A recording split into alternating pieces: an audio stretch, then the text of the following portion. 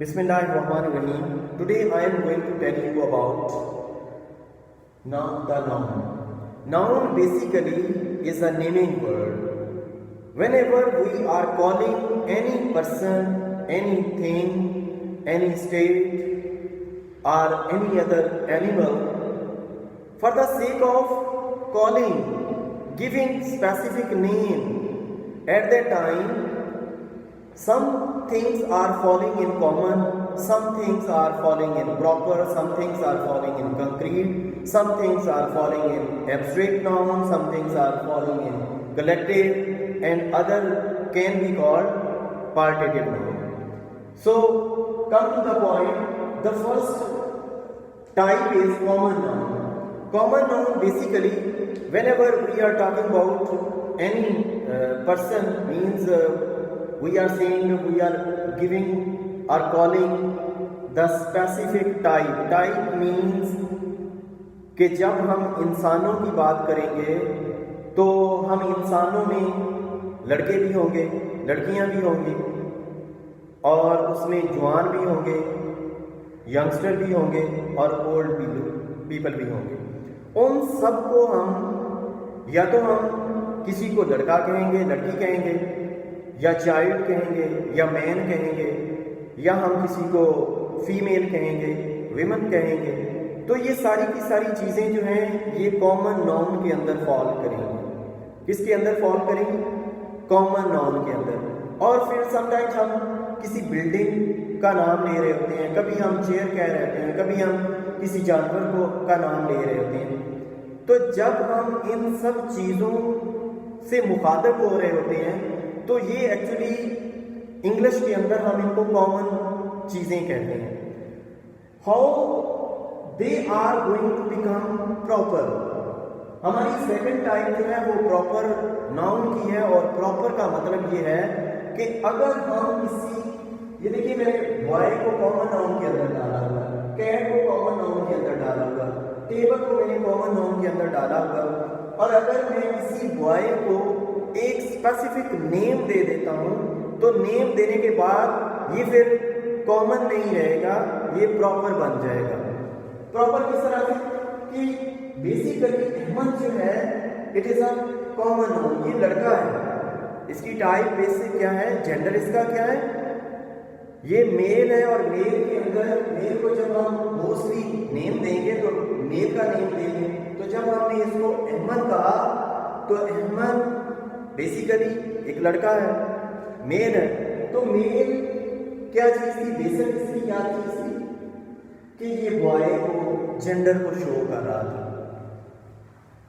जब हमने बॉय को नेम दिया तो ये प्रॉपर जो है हमारा नाउन बन गया। और इसके अलावा मैंने जगह के लिए जो है वो इस्लामाबाद का नेम दिया। अब how we recognise in our sentences, हम किस तरह से इसको एक सेंटेंस के अंदर पहचानेंगे कि ये कॉमन नाउन है, या ये प्रॉपर है, या ये कंक्रीट है, या ये कलेक्टिव नाउन है, या पार्टिटिव नाउन है। I wrote different kinds of sentences. I got a table.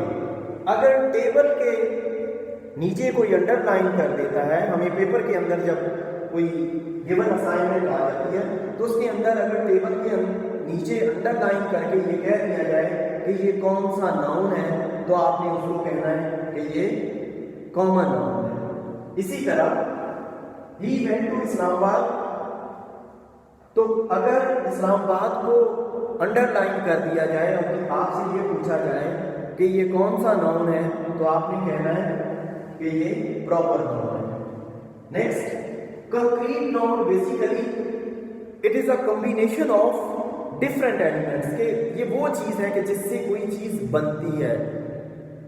जिस तरह आप फ्लोर की मैंने एग्जांपल दी है, मिल्क की मैंने एग्जांपल दी है, कॉटन की मैंने एग्जांपल दी है।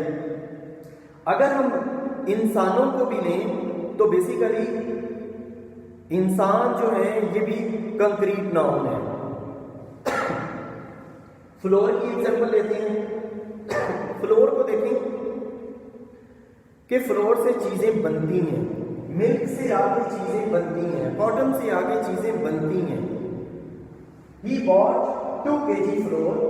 तो अगर फ्लोर को अंडरलाइन कर दिया जाए तो आपसे ये पूछा जाए कि व्हाट इज फ्लोर, ये फ्लोर क्या है, तो आपने कहना है कि ये concrete noun. Abstract noun, abstract का मतलब कि जब हम किसी की अच्छाई को बयान करते हैं, हम कहते हैं कि you are a brave person, you are a wise man, you are a honest boy, goodness, honesty, wisdom, all the things are related to abstract noun। अगर हम पेन को लें तो पेन भी abstract noun के अंदर आएगी। जब हम कोई सेंटेंस लिखते हैं आई लाइक हिज विजडम, तो अगर मैं विजडम को अंडरलाइन कर दूंगा तो विजडम को अंडरलाइन करने का मतलब ये क्या है कि मैंने इसके अंदर जो नाउन यूज किया है वो एब्स्ट्रैक्ट है। अगर आपसे ये पूछा जाता है कि अंडरलाइन विजडम को कर दिया जाए कि ये कौन सा नाउन है, तो आपने इसको क्या कहना है, आपने कहना है कि ये एब्स्ट्रैक्ट नाउन है। Collective noun, when we are going to collect some things, वो चीजें भी हो सकती हैं, वो इंसान भी हो सकते हैं। और जिस तरह अगर मैं स्टूडेंट्स की एग्जांपल लूं कि क्लास के अंदर अगर बहुत सारे स्टूडेंट्स बैठे हुए हैं तो बजाय इसके